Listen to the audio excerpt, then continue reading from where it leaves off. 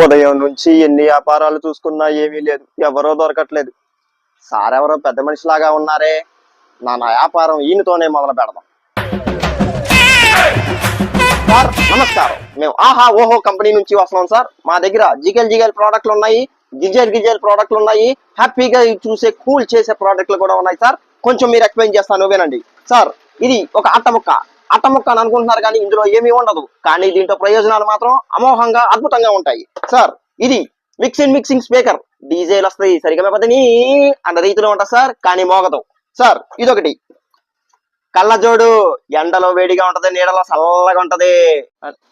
బాబు నవీను, అదెందుకు అమ్మా? ఎప్పుడు మిషన్ పెట్టుకోవాలన్నా బాబు.